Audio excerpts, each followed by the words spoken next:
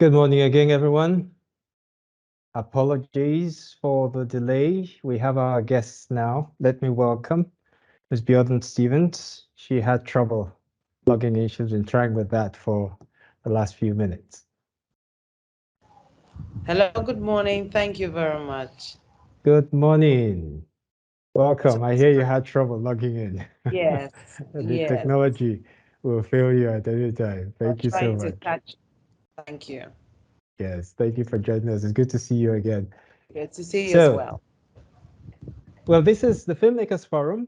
To those who are joining us for the first time, is an activity of the School of Media and Communication. The School of Media and Communication is a unit of the Pan Atlantic University, and this forum is meant to facilitate interaction amongst filmmakers and between the filmmakers and the audience. So thank you all very much for joining us. Our guest today is really does not need too much of an introduction. She's very well known. We'll still go ahead and give that introduction. Biodun Stephen is a scriptwriter, director, and producer. She studied philosophy in Obafemi Awolowo University, and on graduation worked first with Star FM as a newscaster and then with MITV as a television presenter. She then went on to Inside Communication Agency to be a copywriter before heading back to radio for a 4-year stint with Radio FM. She subsequently received film production training at London Film Academy. In 2014, she began her filmmaking career with the release of her debut film, The Visit. The film received acclaim for its succinct yet profound cast, narrative, and originality. The Visit, which premiered in 2015, was nominated for the Africa Magic Viewers' Choice Awards for Best Movie West Africa in 2016. Biodun Stephen's second film, Picture Perfect, was released in 2017. It was nominated in 5 categories at the 2017 Best of Nollywood Awards, and it won the categories of Best Actor in a Lead Role and Best Use of Food in a Film. In 2020, another film of hers, Joba, was nominated for Best Screenplay at the AMVCA in 2020. Biodun Stephen has showcased her talent as a director and producer in other successful productions, such as Big Love, Sister, Introducing the Kujus Again, and The Simple Lie. She has also demonstrated her versatility by writing, producing, directing, and even starring in films such as Exit Plan, Chaos, Calling, Yours Regardless, Love Unusual, and Misbehavior.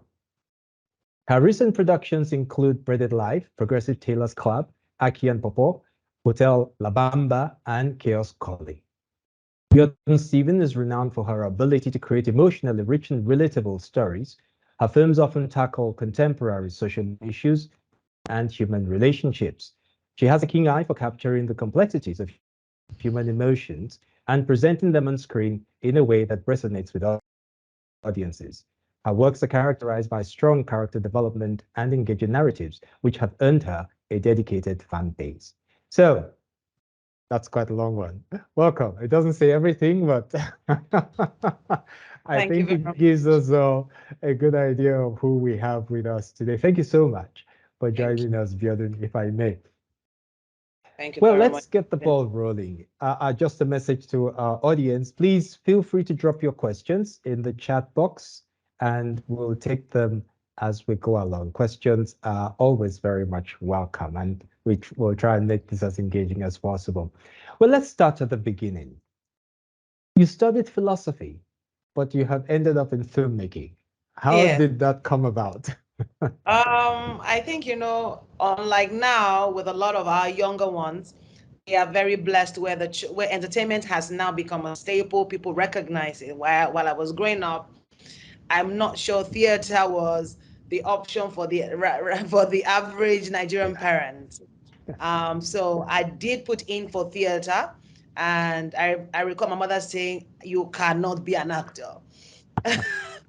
So in the course of trying to change my course of study, the only thing available was philosophy, and I was like, "What? I don't even know what philosophy. I'd never heard of it before." But I look back now and I'm very grateful for the opportunity to have studied that because it sort of has sharpened and changed my thinking. And I'm glad that it's a foundation on which every other thing I've built, was laid. I agree with you there because there's always something that, well, I think it's a problem generally. On the one hand, parents do not want their children to go into the media because they say, no, it doesn't pay. But on the other hand, Yeah, the idea that, well, whatever we study in school must be also what we do afterwards. So that's why people insist so much on professional courses, not yes, realizing that, well, the university does serve to strengthen, as you have said, your thinking yes, abilities and so on. So it yes, gives you a wider scope. Fantastic. yes. Now, you are, you could say, playing in a field in which, well, one could say is really male dominated. And people have said that the representation of women in the Nigerian film industry, both in front of the camera and behind the camera, has been inadequate. They've criticized it as being inadequate. The unseen representation has been largely described as stereotypical and pandering to the patriarchy. That's a word which is thrown around quite a lot. And Yeah. despite the presence of some very prominent female producers and directors in the industry, it is said that women are poorly represented. What are your views on this? And what has been your experience as a woman in the industry? I get asked this question a lot. Um, so maybe again, and I'll probably use something very vain, maybe because I'm 6 feet one, so I've never really experienced the patriarchy, perhaps because of my intimidating persona. I don't know. But I think that by the time I was ready to come into the industry was ready to welcome the female with open arms into the industry. And I know that I don't know if there is still the issue of patriarchy because I think that women in the last 5, 7, 10 years have come to really not just make themselves present in the industry, but they have come to really dominate. And Yes. they have not just come to I'm a woman, I'm all about the flaunts. It's more of I'm a professional, and the world is really paying attention. If you agree with me that in the top 10 great films made in the last few years, women dominate that list. And Right. so I think that the conversation is no longer about patriarchy, but there is a major acceptance even from the men, and they've come to see the importance of the women in the industry beyond just being actors, but being storytellers, being film directors.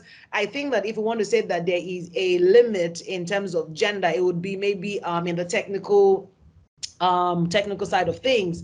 We do have seen people like Nora Awolowo and the likes who are DOPs, but it'll be great to see more women, take up those spaces. Just beyond, I'm a writer, I'm a producer, I'm a director. It'll be nice to see them take that space. But I think that right now in the industry is liberal and open and accepting of us, not just they are not just making space for us, they are welcoming. They are asking us to come in, and take our space. That space is there for women. So I don't think that the issue of patriarchy is something in industry is something that is so much of a debate. It is just for the women to then step up to say, you know what, we have the space, let's occupy it. This thing you just said about the absence of women in certain roles in the Yeah. industry, the DOP, for instance, could it be that sometimes people are thinking that this is something perhaps beyond one's capabilities? So people are not encouraged to take up certain roles because they say, well, given your gender, you may not be able to cope. And so people, you could say, imbibe a bit of that narrative and do not even try to get into such Well, I mean, it's a spaces. 50-50. Do you think It's a that that could be the case? 50-50. I think it's a 50-50 response. In my line of work and in my few years of working, I met with a female gaffer who was the head of the team of the lighting department. And I had to go and shake her hands, and say, well done. She was a graduate of electrical engineering. And I've also met a few DOPs. It is a lot of work, for to be in those, to handle those departments. But it is not because we cannot do it. Because I mean, being a director, being on your feet for hours on end, if you have, how we film in Nigeria, it's not 12 hours, 12 hours. Many times it's 20 hours, 18 hours, and you're on your feet as a producer or a director. But I feel like a lot of women, and even for, and this is not just by extension women, also even for the men, most of the Yes. youths, when you think about entertainment, you are first drawn to the front of the camera. And Yes. then, just like me when I was growing up, my goal was to be in front of the camera, but then I realized my purpose was behind the camera. So I think that a lot of youth are not opening, or the women are not opening their eye to see the kind of power they would wield, in those, handling those departments. But the space is there, and I'm not sure that anybody. Recently, I think 2 or 3 years ago, I heard of an all-female crew cast. It means that, a female was the sound recordist and boom swinger, a female was the gaffer. Females were, Right. just to prove that there is space really Yes. for them. The women are probably not looking in that direction, but look, the space is there. We're just saying come and occupy it. And we're willing to work with anybody who, because this industry is pretty much based on, your zeal, your commitment, and your creativity. And if you have the right hunger, why not? The space is there for you to Exactly. occupy. I like that phrase, the right hunger. Thank you. Now, one author describes you as, and I quote, a woman on a mission to correct the existing narrative of sexist Mm. behavior by centering women in the most intimate aspect of society and elevating the woman's status in the family and society. Is this a description that you agree with? To be honest, when people ask me, "Oh, women always take dominance in your work," I was raised by a very very strong woman, and a lot of my work is based, inspired by my own life, many times by my own experiences. And I've been surrounded, not just raised by a strong woman, but surrounded by very strong women. And I also see myself as a very strong woman. So I sort of build this world around that. I don't like the narrative of making women weak or the damsel in distress. I think that, we are stronger than we know. And just even being a mother, it is great brain work, multitasking. And I like to do that. But it's not like it's deliberate for me to do that. I just draw from my experiences, and my experiences, as from women I see all around me, and I want to celebrate that. And that's what I try to do in even my recent work, sister. Just trying to celebrate all of these powerful women, struggling to give their children, their children a meaningful life and an existence. And I just wanted to just elevate all of that in my work as much as I can do, just to remind us of who we are. I think it will be fair in that case to say that what you're doing really is just reflecting what is a reality of our film industry, what it has always been, which is to hold the mirror up for people to Yes. see themselves as they are. In Yes. this case, you're Yeah. focusing on a particular segment of that. Okay. Yeah. Now, you are quoted, still in line with Mhm. this, you're quoted in an interview as saying, I believe whilst film is meant to entertain, it is also meant to educate and spotlight issues that are not Yes. giving enough attention. For me, filmmaking is purposeful. It's like a ministry for me. Well, how would you define your goals in this ministry? When I started to make, and I'm so happy that it took a while to start making films. I used to do a radio show called Whispers, and it was an experience sharing platform. And we talked, we laughed, we cried together on those shows, just exploring people's experiences and celebrating victors and not victims. And that formed the bedrock of the kind of stories I wanted to tell. I wanted to shed light. I wanted to end it, again, life is already hard. So when you are discussing something serious, how about just set it on a platter of comedy? And that's what I try to do. So we can laugh about it, but the message is not lost. For me, a film must do a number of things. It's a mirror to hold up to see what is going on. And then again, it's also a reminder of when you hold up that mirror and you see the world, you realize that you are not the only one walking this path. There are other people in that path. Now, how did they deal with it? And so it's not just holding the mirror to that I'm not alone. You also need to learn, how did this person cope? How is the person moving on from this situation? And that's what I want my films to do. I wanted to shed light. I want you to make you laugh and cry. I want you to feel all of the emotions, but more importantly, I want you to ponder and to think, and then hopefully give you closure. And I try to want it. For me, it's important, and that for me was what helped me define my purpose as a filmmaker. I didn't just want to be a filmmaker who just entertained. I wanted to create these memorable characters that stayed with you 10 hours, days after you've seen the film. So what happens is, you may not remember the title of the film, but you remember the story because those characters were powerfully imprinted, in your heart. And that for me is accomplishment. Some people think that filmmaking should not be, what's the word now, should not really also aim at teaching, in the sense that they say, well, a film is a film, people just want to enjoy, don't make it a lecture, a soapbox kind of thing. Mhm. But from what you're saying, it doesn't have to be one or the other. It's that Yes, you entertain, but also pass across a solid message. yes. I believe that that's the point you're Yeah. making. I want you to always go back to the film, not just, sometimes you watch a film and it's gone. You've enjoyed it in that moment, and but I want you, I mean, my goal is to make a film that, even though you laughed your head off, you don't miss out on anything. So I take Sure. a film like Introducing the Cool Jews. I mean, you laughed at the functionality of the family, but you've leave that place, you pick up your phone and you want to call your brother you haven't spoken to in 10 years. And that for me is greater accomplishment, Yes. Yes. Very good point. I agree with you because I saw a film the other day. I mean, fine, I enjoyed it, but at the end of it, I wondered to myself, what have I gained out of that? Nothing. So I do get the point you're making.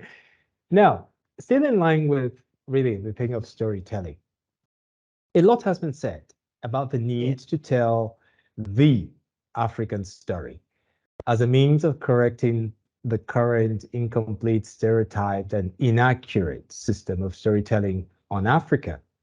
But the Ugandan television journalist Nancy Kakungira has pointed out that with over 3,000 distinct ethnic groups and more than 2,000 languages, we really cannot speak about the African story. Rather, there are very many African stories.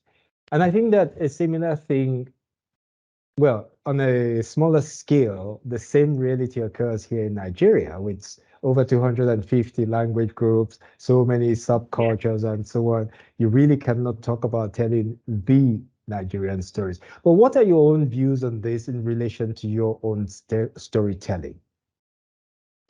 I'm not like, I mean, I agree with you. There is no the African story, but there is your African story. There's your Nigerian story. Because if you were born and bred in Agege, and another person was born and bred in Isaleko, another person was born and bred in Ibadan, Banana Island, we all have our Nigerian stories, but they may just not relate Yeah. because our experiences are totally different. And so it's important for me. I always try to tell my own stories as it relates to my own experiences, what I see, what I hear, what I know. And there's always no matter how you tell the story, there's always a middle ground where there's a similarity. Right. There's always a similarity. So if you take a film like Sister, it was told from the Nigerian perspective, but it's a global theme of single parenthood all over the world. And everybody has every culture, every race have their own ways of how they handle it. So there's no the, but I think there is your African story. And your African story is what makes it is your own experience that authenticates what you're saying. Because it means that if one or two or three other people watch it and they can relate because they are from. So if you take a film like Picture Perfect, for instance, you know, we all know we know Agberos. Some of us don't deal with them. You know, some people have a bad notion, some people have a good notion. It depends on your experience. Some people don't like Agberos, but some people tell you that Agberos are the best allies to have. It's you know, so but it does not negate that that story was told from my own experience, from what I saw, you know, growing up. But again, it also doesn't negate another person's experience of, you know, dealing with an Agbero. I just think that it's important that what authenticates your own voice as a storyteller is telling your own authentic African story. There will always be, if it's authentic to you, there will always be a similarity because we share humanity in common. And so we always have some thresholds of some threads of similarity in whether we are from different culture, there's always some threads of similarity. But as long as it authentifies to you, it would always connect to the next person. What kind of advice then would you give to, you could say, somebody who is trying to grow in this space? How to, because right now we want to, you could say, capture the Yeah. international audience, but at the same time, there's that need to retain the local flavor. And you do see that some people, you could say, play more to the international side, and they're taking on qualities or representations which really do not reflect the local reality. And then there's also the influence that sometimes comes from the money in which those who are providing the funds are demanding certain things, which, okay, because the poor fellow doesn't have the money, he feels forced to take on views. So, what kind of advice would you give? This thing you said now of the middle ground, the similarities, how can one Mm-hmm. really grow that similarity, but at the same time remain authentic? Um, to be honest, I'm not sure about what kind of advice, but I think that one of the things that I did when I was going to start making film, and I was very, very clear, was I wanted my own voice to be very distinct and to be heard. Of course, it came with a number of struggle. There were people who said, you know, I can remember I started making films, and I said I wanted to make intimate family stories. It was not the idea based off of a budget. It was I just didn't want you to miss anything. You know, I didn't want the flowers or the flower. I just wanted it to keep it intimate so that you don't miss anything. That was my voice. That was the voice I wanted. So again, as a young filmmaker, what kind of voice? Because many times as filmmakers, we don't even know whether we have a voice. Right. We don't even know what kind of voice we don't know how we want to present ourselves to. So if you don't know how you want to present yourself, then of course you will swing to different types of gallery. I think that to preserve, first you get the authentic story, which is your voice. But then the Western has given us a technology to back up you telling that story beautifully.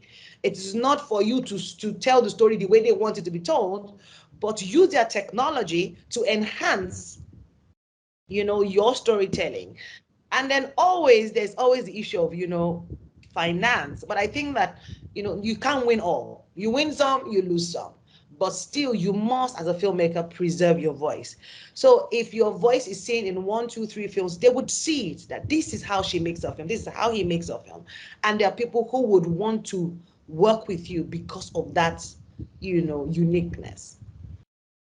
But Thank whilst you. you are still trying to, you know, figure it out, you will have to make some concessions. I made some concessions, you know, along the way, but I still tried to make sure that a bit of me was always there, even when I couldn't swing it to my favor.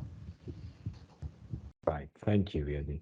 Now, just a reminder to members of the audience, please feel free to drop your questions in the chat and we'll take them from there. Back to this point of the finances. The lack of Yeah. funding remains a relevant challenge for our film industry. How do you deal with it? Whew. Uh, it's an Tough ongoing, question. it's an ongoing battle. It's an ongoing battle. But I've always come to say that like there's no rigidity. Sometimes you give up something very dear to you because you really need the finance. And when I'm saying something dear to you, I'm not talking about something illegal. I'm saying sometimes, you can give up your IP because you want to make the story. There's For me, there's always been strategy, always trying to strategize how to, I know that I've given up a few of my IPs because I wanted a particular story to be told, but then also those stories being told were my stepping stones to greater things. So the strategy always has to, is ever evolving, but finance continually remains a major issue. There's some financiers who will tell you, if it doesn't have all the pomp and pageantry, then you're not a filmmaker that they recognize. So you keep working hard to make your to until you meet the one who understands your vision and your strategy and connects with it. But finance still remains. But I do believe that if we have the money, we can tell really great stories. And I think that we saw it in the recently released film Black Book. It just showed the possibilities of what we can achieve filming in Nigeria. It was just a joy, watching the footage and just seeing that film and understanding that there's so much we can accomplish. But the major crisis is that we don't have the funding. And when we are looking for the funding, many times we also forget who we are. Like I said, I think it was a question you asked prior, because when you find the funding, then you now begin to make some concessions that you naturally would not make, but then it's not your money, So it's an ongoing battle, and we just hope that one day we shall overcome. But do you think that in the last, because this has been going on for quite a while now, do you think that compared to what it was like perhaps 10 years ago, that things have changed or are changing as they are currently? Oh, things are changing. Things are changing. I always say this, that Nollywood, we go through a cycle of different things. We've gone through the cycle of stories, gone through the cycle of technology, quality. So now we are in a cycle where we now know the importance of nothing supersedes the other. You can have a good story and not have a good technicality to back it up. It still, falls flat. You can have all the tech and not have a good story. It still falls flat. You can have all the great actors and not have a good story. It still falls flat. So now we understand that, you need a combination of everything: good story, good cast, good tech, and then that cooks the soup real good. So I think that's where we are now. So 10 years ago it was different. We were still looking for who we are. I think we now know who we are, and we are now building towards who we want to be. We now, we know who we are now, and we are building to become the better version of who we know that we can be. And that's where we are now in the industry. Right. Thank you. Now, it's been, I think, a rather prolific year for you.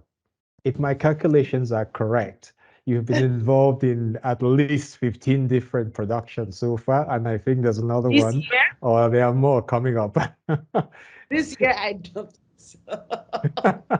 Exactly. So one gets the impression that there's something new coming out from you almost every month.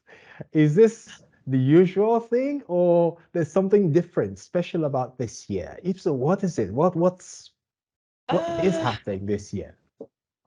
this year, again, it's a lot of work that's been done in the past, and most of them finding their way to different platforms this year. So I agree with you. There's been a couple of releases this year across various platforms. Across the SVOD, the TVOD, so many platforms. So it's not just about. I think for me this year. So when I think it was in 2020 when 2021 or 2022 when Bread of Life came on the streaming platform, people thought, oh, where has she been? I'm like, I've been there. And then I think Sister is just what Sister releasing again this year, which was pretty much took me by surprise, the audience reaction. Um, so people are just really sort of, again, a new crop of people paying attention to who I am. But yes, there's always work, because I'm constantly working, but and I'm slowing down, by the way. But this year I think that a lot of work from 2021 2022 just was released generally into the market on different platforms, and hence my name flying all over the place. Okay, But I've great. not been filming that much. So give me one. Okay, good. Now, this thing you said about platforms, because your work is featured on various platforms, Yes. cinema, Netflix, Rock TV, YouTube. So, what is your strategy for distribution and what determines it? What my time for what distribution? For distribution and what determines? I think that I try to want to cater to as many, audience as possible. I have my own production company, and I also have a young crop of, filmmakers that we are mentoring. So we try to let them handle some of those YouTube films, because you want to. Not everybody goes to the cinema.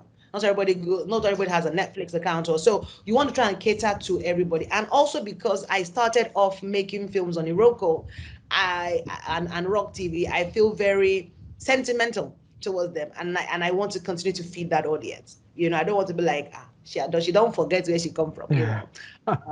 So I try to, because again, but basic strategy is to understand that there are various audience everywhere, and some people don't visit some platforms, and you want them to still enjoy your work, so you want to create as much, for those platforms. Yeah. Now, well, this is just a bit of a curiosity here. Your work that goes to YouTube, for instance, because more and more filmmakers turn into that platform. Has it been truly, would you say it is truly, what's the word? That it's truly beneficial, financially speaking? Do you really recover your costs on that platform? Well, I just, to be honest, I recently, a few months ago, wanted to just take this YouTube, because I've been hearing, like you've been hearing, these rumors that there's some good Yeah. ROI, and I'm there. It is a lot of work.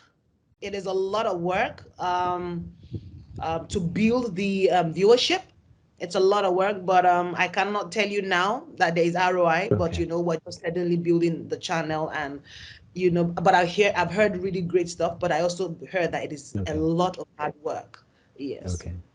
So it's always really, I think maybe that is what we tend to overlook, this initial phase of building first the structure. Yes. It's not Yes. automatic. Some people think that It's not. all you need to Oh do is no. just put it up there and you get No, stuff the following day or something. viewership is hard work. Viewership is Yes. hard work. Yes. Okay, I have a question here from Yes. Oluranti, who is asking, do you think actors can survive on the art? Oh, yes. Again, it will take a while to get there. It will take a while to get there. But I think we've seen actors survive on the art. But it will take a while to, when I mean get there, is you need to have not just constant work, but quality work, and then pay.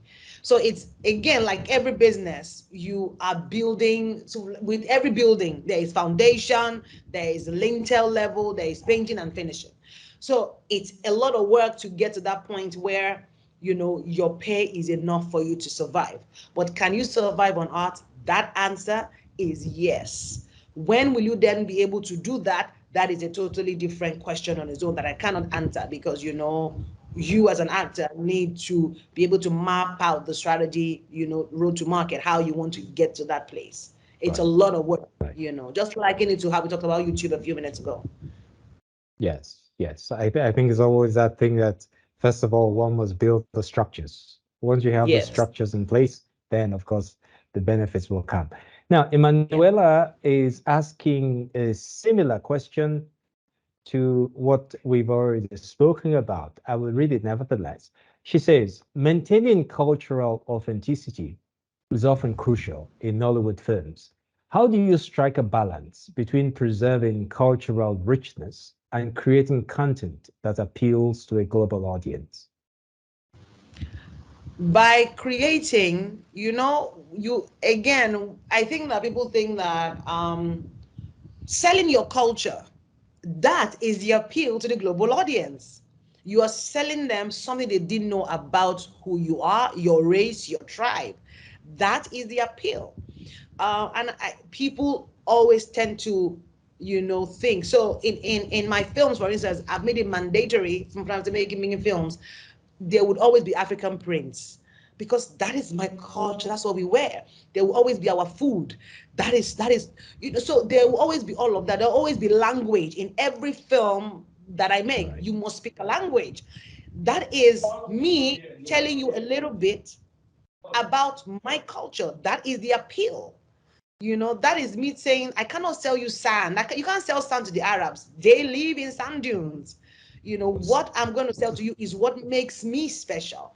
And that is the appeal. So there is always a way to always make that cultural balance. That is what you should be selling beyond the story, is what else are they saying that they are not.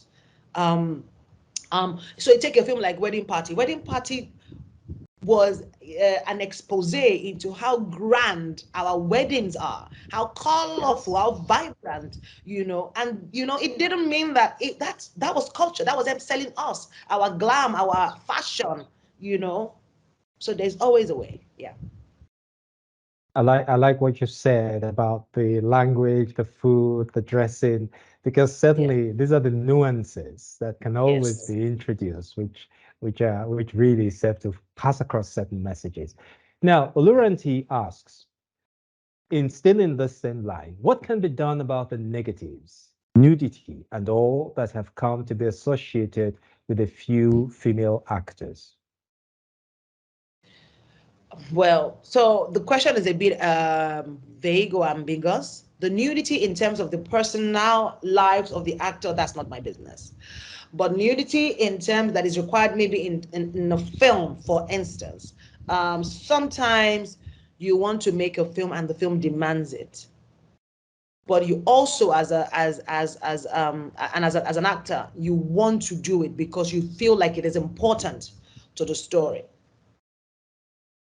The onus is on the film director or the filmmaker to protect you whilst you are being vulnerable in that state, to present you in such a way that it is not sexual, but people see the essence of that scene.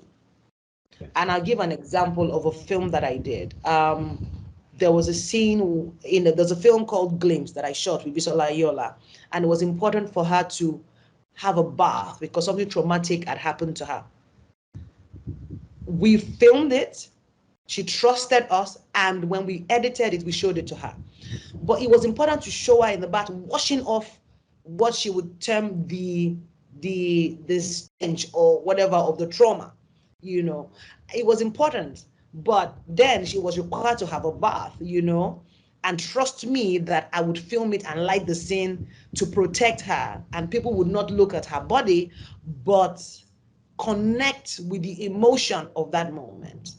So in many cases, nudity, in some cases, nudity is needed for a particular reason. But even as an actor, when you read the script and you know that, does this move the story forward? Is there a way we can do? Are you going to protect me? How am I going to look at the end of it? These are conversations that most actors don't even have with the directors because you're afraid. And then again, it's also to directors that you must be able to be, you must make yourself approachable, that the actor is willing to have a conversation because they are willing to entrust their vulnerability.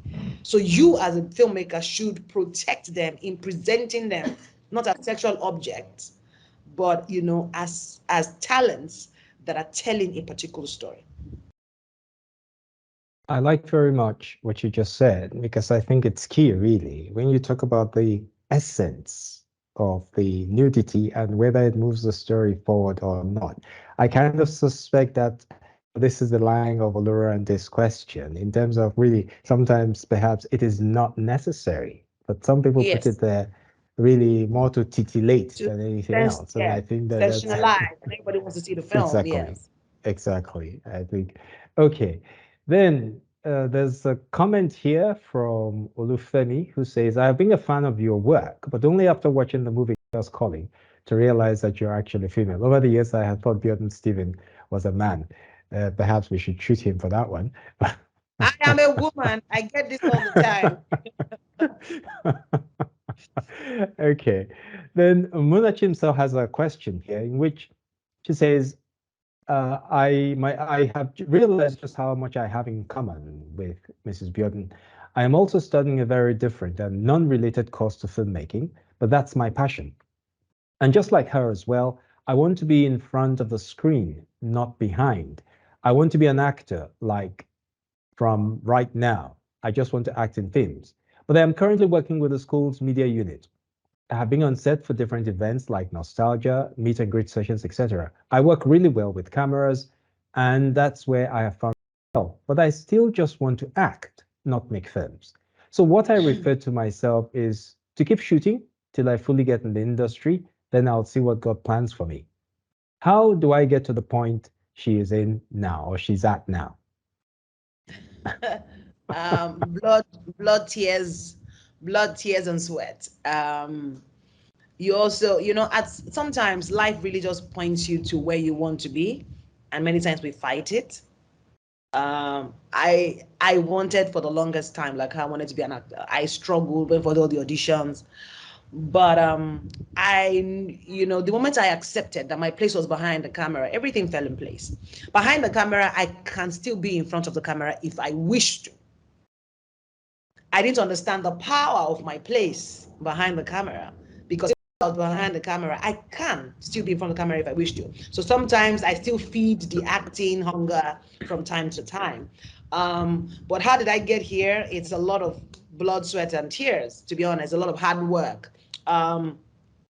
Because like with any other industry, nothing comes easy. Nothing comes easy. But you take every opportunity like it's your last and only, and you work yourself. Whether you have 10 opportunities to line up, I take every project like it's my first. I want to give it my all, because I don't know which one is going to, be the box office breaker, or just be the hit that everybody. If anybody asks me like a film about Sister, I never saw it coming. It took me literally by surprise. I just thought I was telling a story that everybody else, I assumed everybody had told the story, and I didn't think it was going to be the phenomenon that it is now. So it's a lot of hard work. There'll be days when you'll be distracted, when you'll be distraught, and you'll be like, I don't want to do this anymore. But those are the days you remind yourself why you want to be what you want to be in the first place, and that's the ginger you need to keep moving. Exactly. I think really it's a passion that drives more than anything. It's a passion Yes. keeps moving you forward. Now, there's a question here from Adekemi who says, do your films go through censorship before sending them to the various platforms? Yes, yes, it is. It is mandatory in the industry that your films must be censored. It is. If I It may is. just add to, if I may just add to that question, have you had a situation where Yeah. the film was actually censored in the sense that they said, no, take this out or take that out? How has this, in quote, censorship affected your creativity in terms of limiting it otherwise? Again, because I make largely family movies, so I may not have experienced um, being told by the censors, well, take this out or take this out. What I may have experienced would be, sometimes I feel like, oh, I don't think that this film should have been graded this high, because I don't think, But then again, these are the rules of the censorship. But because of the kind of films I make, they are family films. I've never really had a reason to take this out or take that out. I, again, from when I'm writing, I'm always very vividly conscious. So even when we have situations where maybe like steamy scenes, we try to creatively film them such that it is not needed to be, it's not flagged at the census board. Yes. I like the focus you have mentioned about family films, okay, because perhaps you do need films that you can watch with the family as a whole. However, a lot has been said, or at least some people have drawn attention to the fact that this film industry of ours is very weak when it comes to films for children. They're almost non-existent. What are your Mm-hmm. views on this? Is this because this really is an opportunity which people do not seem to be tapping into? Why are people not trying to do more films for children? Children. To be honest, it is something that is a question I also battle with many times, because I really would like to make a film for children. I want to be able to make a film and say this is dedicated to children. Again, I cannot answer to as to why, because I don't know whether it's because people think that there's no market for it. But I want to commend someone like Nia Kimberline, who recently did a film called Mikolo, Yes. and Yes. targeting purely children. Again, you also want to look at it from even the maybe sponsors. Many people don't, financiers, because they're looking like how many children will come and see this film. Unlike, when you're targeting from 18 and above, that many of them have the spending power. They want to go see the film. And we see it all the time when we go to the cinemas, where parents come with their children and they are really looking for what their children can watch while they go and see their own favorite Exactly. film. It's Exactly. always a problem. I don't know why we're not tapping into the market. Even I don't know why I am not tapping, and I'm a mother of two. But it's something that I really, really, really want to. Again, film is interest. I feel like when somebody would come up and say, I just want to make film for children, and that would happen eventually. Yes. Yes. Okay, there's another question here from Emanuela, who says, as a student aspiring to start working in films, I'm eager to know if you have any advice on balancing academic commitments with filmmaking projects. How do you manage your time effectively? And are there strategies you found helpful in navigating the dual responsibilities of being a student and pursuing a career in filmmaking? Um, when I was in university, I had to make a decision to stay in school and follow film during the holidays, because there'll be moments where you get what looks like an amazing opportunity, and in that moment your education really, really needs you to be there, and you are forced to make a compromise that may or may not work. I just think that till you are able to give film your undivided attention, it would always be, your education should be your priority. And then when the opportunities that does not affect, for me, I'm a proponent of be done with school and then fully focus, Yeah. because there will be moments when you think that, oh my God, this is the right thing, and you miss an exam and you go for that, and then something happens and you've lost out on that. So I think that till when you are able to give film undivided attention, your school should be your focus. I mean, school is done in a few years. Once you're done, then you can focus. Yes. Okay, in line with that, Victor is asking, what program did you do at the London Film Academy? Film production. Okay. Well, Irene is expressing, well, it's a comment. She says she loves what you said about nudity. It shows how wonderful you are as a director. A lot of them out there don't have an idea of what a director's job is. Just writing on the back of that, I have seen that, well, in other film industries, there is now this, should I call it a new role, which has been created, that of the intimacy director.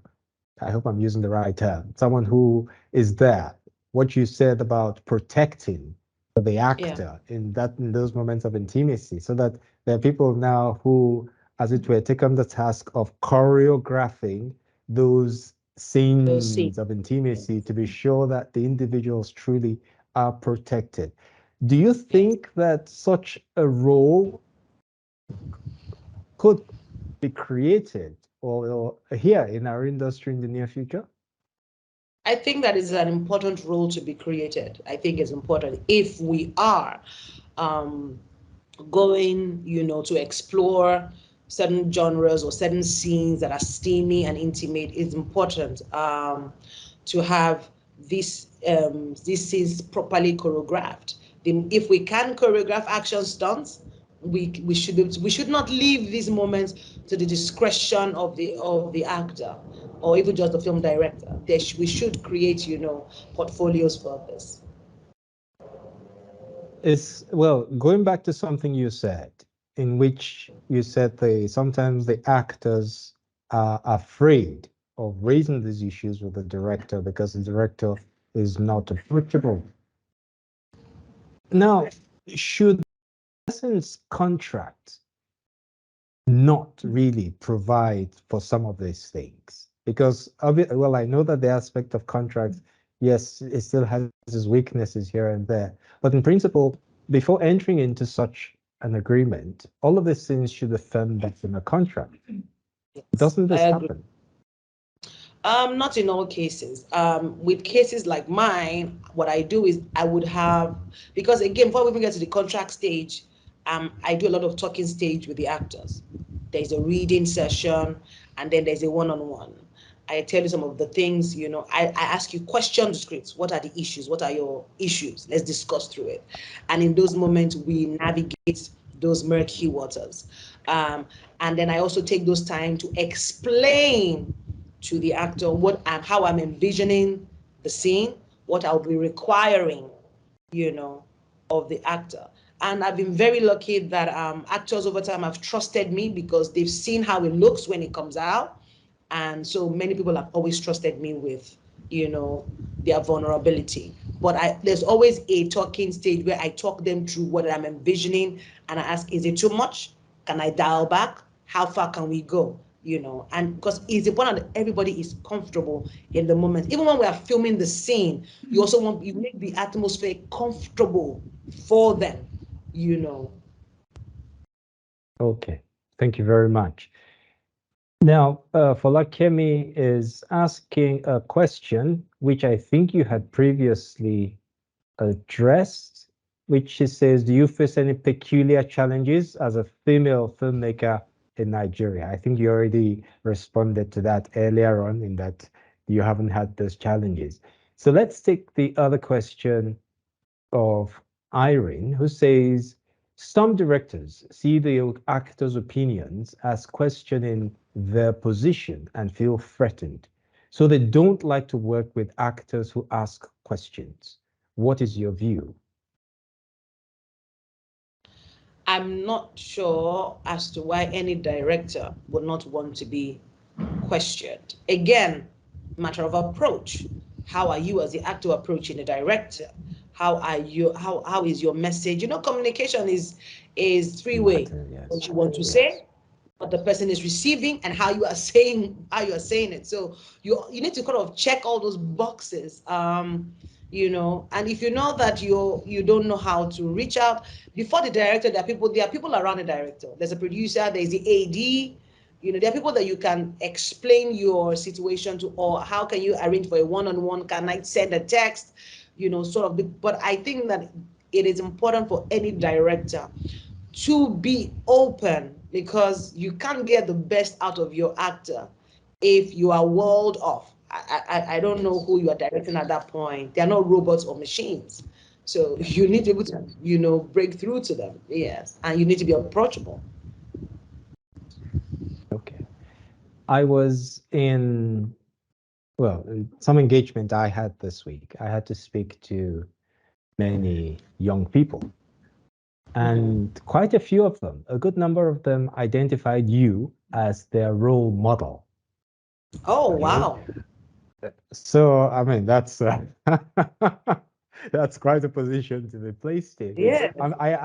I state this in line with the question of Victor, who says, are you mentoring any aspiring female filmmakers? Oh, okay. I lost you for a moment. I don't Oh, know I'm if it's sorry. from I'm my sorry. side. No, sorry. It's Yes. probably from my side. I'm having a big challenge here. No, it's a question from Victor, who says, I mean, I said what I said earlier in line with this, what Victor's Yes. asking. Are you mentoring any aspiring female filmmakers? Yes, I have a crop of females around me. I mean, in different perspective, I have a budding cinematographer on my team. I have a budding producer on my team.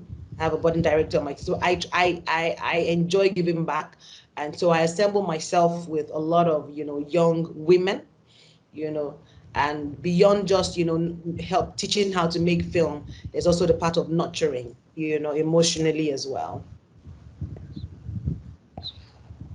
Okay. Then Folakem is asking, when you write, do you write with particular actors in mind? Sometimes it depends on what I'm writing. Sometimes yes, sometimes no. It really depends on what I'm writing. Sometimes I see a film and I fall in love with an actor. I'm like, I need to write something for this person because I think, they can pull it off. So sometimes yes, sometimes no. I saw an interview of yours in which you said that you try to give room to young upcoming actors.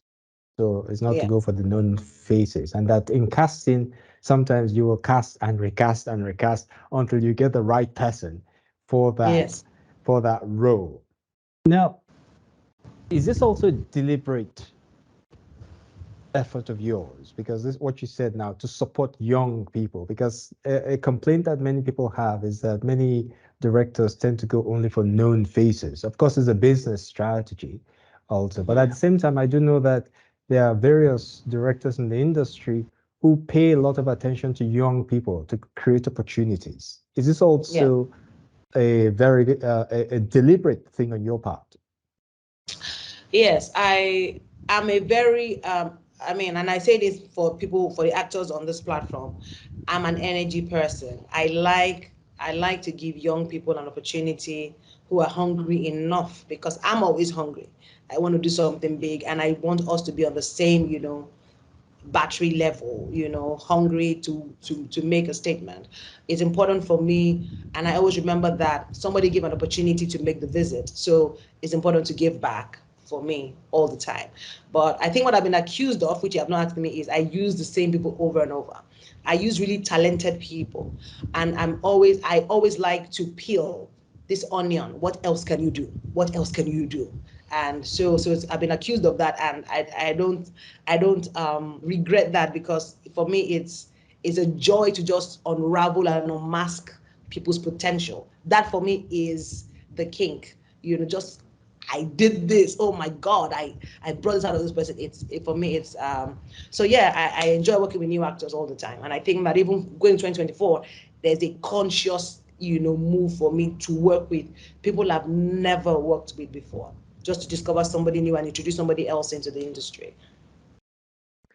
But when you say you work with the same actors all the time, but I would say that same actors, but always different roles, Oh yes, different oh yes, types of roles, as it were. yes, of Okay. course, of course. So if you look at somebody like Bimbo Ademoye, she has been different people in different films, or maybe Bisola Yola, because those people, those I think that they are really talented, and I just want to try them. Let's do something new. I want the world to see something else that you can do. Yeah.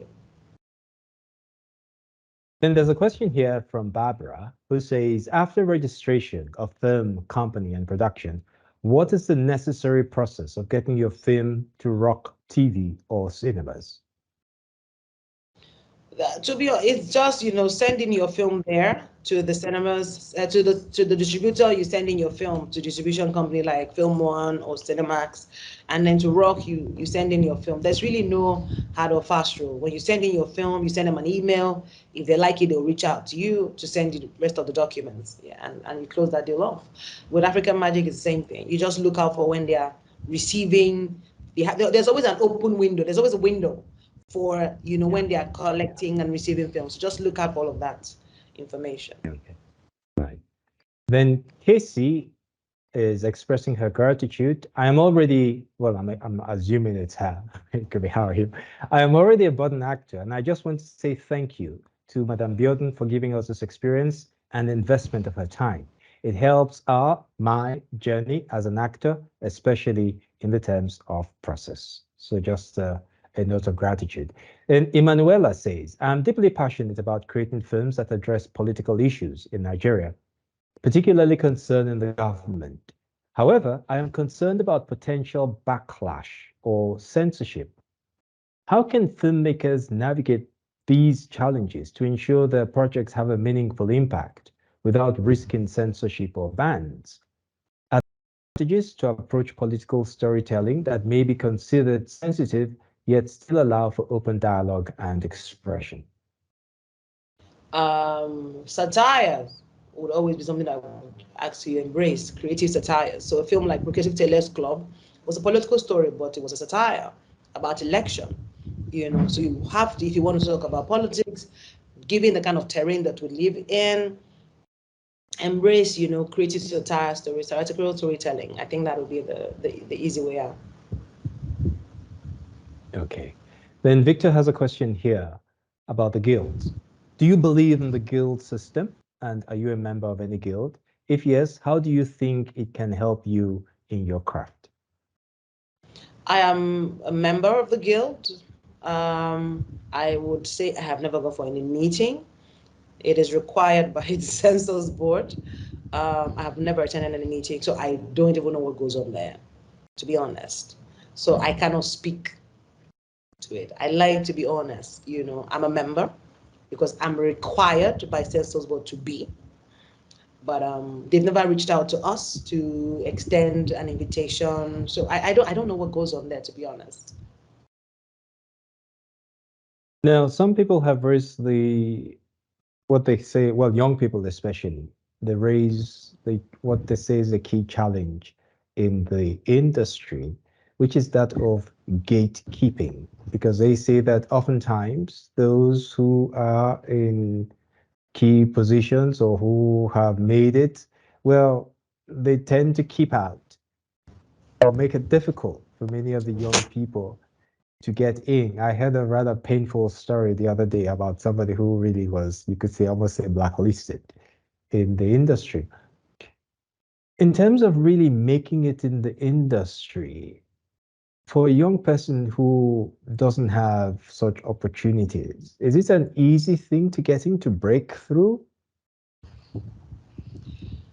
Um, I think that a couple of years, I would always say, oh, I think I shared the notion of the gatekeepers. I think that if you make your work would always speak for you, and those Yeah. gatekeepers will open the gates if they are gatekeepers. Um, I remember I always say that, oh, the money didn't cross the bridge because I'm on the mainland. Like the money never crossed the bridge.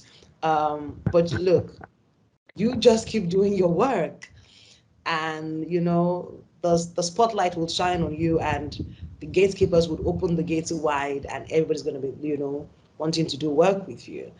I think not just this industry, any industry at all, there's always the rumor of the cabal and the whatever, but you can always break through that with your work. Your work would always distinguish you, because, and I say this from experience, I don't know anybody. My work has always spoken for me, and my work is what's been pushing me through. Thank you. Now, Falakemi has just asked a question which I also had at the back of my mind. You'll remember we had a conversation on this forum in Yes. the past about film criticism and so on. And really, I was struck by what you said then. But Falakemi is asking something similar.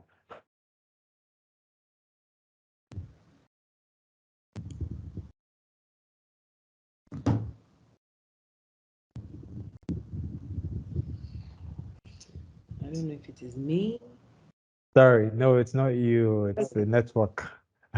Okay. It's not you. I'm sorry. Network is throwing me out here.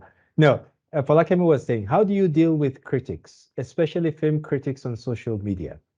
How do you view their criticism? Are they objective or otherwise? Do these criticisms, positive or negative, affect your bottom line? We need. I'm very huge on feedback. Very, very big on feedback. So I read every single review of my film. I read every comment about my film because I'm very big on feedback. I take what I think is useful to me and I dump the rest. There are times when I'm aggravated. There are times when I'm amused. There are times when I'm in shock. But there are times when I find those critics valuable. I take those ones and I try not to make those mistakes again. I'm very big on feedbacks. And I think that the social media era that we live in has allowed for anybody to have a say, whether skilled or illiterate to have a say on your work. One thing is clear. If they have a say on your work, it meant that they consumed your product. And so they are given a feedback. For me, you consume the product, I will take that over. I like that approach, which is, although I know sometimes the criticism can be really Oh, painful if yes. the There are person has times not like it's understood. very disheartening. You know, there are times when I'm talking to myself, really aggravated, but to be honest, sometimes I try to even respond, sometimes I don't bother. I try to explain, sometimes I don't bother, you know. But look, I listen to everything, I watch everything because I want to better myself at the end of the day. But taking all of this, do you think that this aspect of film criticism is being is an aspect in our industry that is, I wouldn't say well developed, but at least adequately developing? Do you think that we are actually putting something in place? Because it is important for the industry. Well, it is developing, I think. And people, you know, a lot of people who claim to be critics are really not critics. They are just Yeah, no, opinion no, givers, you yeah. know. So for you as a filmmaker, the onus is to really identify what is an opinion and what is a critique. You know, I would enjoy a good critique if it's a good one, because the challenge that, you know, challenges me or questions me on my methodology, I would enjoy that. But I wouldn't enjoy a critic that tells me that the film should have ended this way.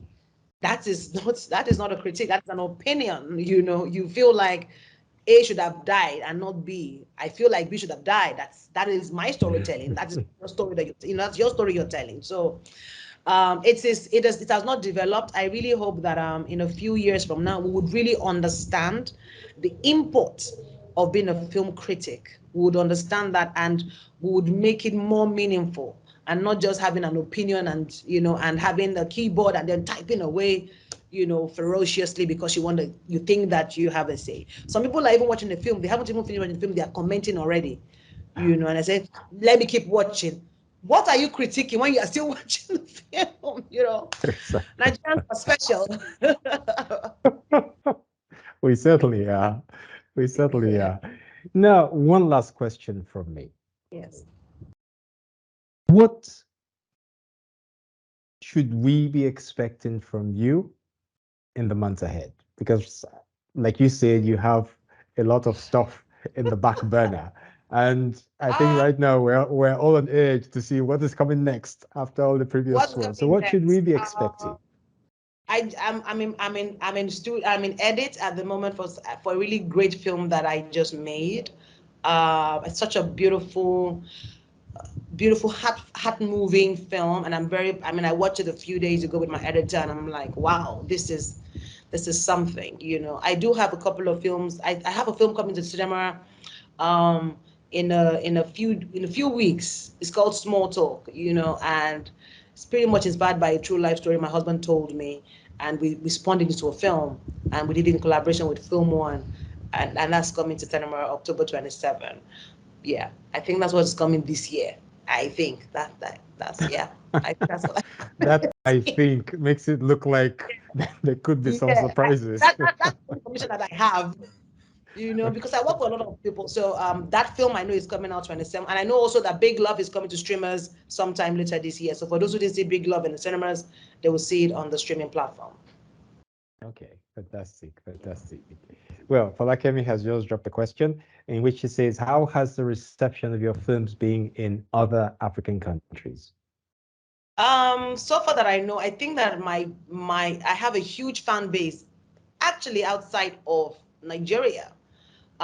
Thanks to the likes of Iroko TV and Rock TV, I have a massive fan base there. And then again, because most of what the themes that my films are centered around are many times family dynamic, family oriented themes. A lot of other African countries are able to relate. So yes, is it top in the charts there? I don't know. But do I have people from Tanzania and Botswana and all of those people reaching out to me to say, we really enjoyed your film? Yes. I think that that is one of the things that has helped the spread of Yes. Nigerian films across Africa, this commonality is that people say, yes, we can identify with this. They are Yes. telling our stories as well. And I think that that is Yes. something key. Okay, Yes. well, I said that was the last question, but it's not because Emanuela just dropped one. And she would like to know, how long does film editing usually take? Sorry, Post production. if I may just add to that, I'm sorry, because Otiga has also dropped one. I think you can take both together. He says, do you Yeah. have a set process you follow from idea to the final product? Can you walk me through what that looks like? That is quite a journey, but there's always the idea of the film, and which means that then I begin to. So when people ask me, how do you write? When I have an idea, I have three muses that I talk to. I tell my husband the story first, and I say I have an idea, and so as I'm telling the story, I'm weaving the story together. Then when I tell him, he questions the story. Then I tell my cousin, and then I've fixed the problems that my husband raised with my story. So by the time I tell my sister, who is my third muse, then I sit down to write. Then I feel like I've corrected the story world is complete, and then I start to write. Um, Writing for me, to be honest, there's no set rule. I've written in a day before, and I've written in a year before. Like now, I've been trying to write I've not written this year. I've been trying to write this year, but the words are, I know the story, but the words are not coming. So there's no process with how I write. But the moment the script is ready, I think that the next thing is we break down the script. We ask ourselves, what is the script demanding? We begin to look at cast, possible locations. And then something I've come to enjoy the last few years is designing the story. I love to design my film, design the character particularly, because I want to begin to create this character that are memorable. What are they? No one sees. What do they like to wear? What do they do? I like to design these characters. And so when I have all of that, then we have a set day for production. Production would depend again on the demands of the film. Production can take between 10 to 20, 21 days, depending on what you're filming. And then post production takes the longest. So pre-production and post takes the longest because you need to plan. So pre-production is very, very important. You need to think about every single thing that can go wrong, and something will still go wrong. But think about it and prep for it. And then post-production. Post-production takes a really long time, depending on what you want. And then again, demands of the film. Does it require VFX? Because again, some things can happen until some things are done. So for instance, coloring can't happen on the film is edited. VFX can't happen on the film is colored, and then films can be subtitled on the entire film is ready. So things have to wait. Sometimes things have to wait for each other. And so that can take for as long as, I mean, if you're not working on a deadline, maybe 4 or 5 months. If you're working on a deadline, you can do that less. But if you're taking it easy, you can do post-production for as long as a year, 2 years. Depends on what you really want the film, to achieve. And when the film is ready, you begin to, I mean, before the film is ready, you're begin shopping around for possible distributors, showing them what it is. And, once they are ready to pick up, pretty much everything goes. But for me, I also involve my distributors even from my story stage. Once I have the idea and I think it's a great idea, I talk to my distributor. I think I have an idea. I think it's a great story. So they begin to also think about what is marketing going to look like, what are we doing, who are we casting, and all of that. I like very much what you said about the three muses. That's something is a fantastic process. Yes. Okay, then just the last question now, this really last one from Teresa, who's asking, how can a person deal with self-sabotage, especially thinking about why something can't work out before even starting or trying? Hmm. Um, my only way I deal with sabotage is no is the worst answer you can tell me. But I think it will self-sabotage if I don't try at all. So once you embrace that it may not work, let that not be the reason why you don't try. For me, it's always let it be said that I tried, but it did not work. But it will never be said that I did not try. It's something that you have to really conscious. There's no that I can't tell you this is what I did, because I'm naturally not to sell. I don't self-sabotage. I'm a moving train. If I have an idea, I am running with it, because again, I get bored real quick. So I try to fix that by running with anything I have immediately, so that I don't, because I'm distracted. There's something else coming and I dump it and I move on. So I know that is, for me, is an issue that I have. So once I have something I think is good, is juicy enough, I run with it. I don't stop running until I'm told no. Then okay, I back down. But you just have to do it.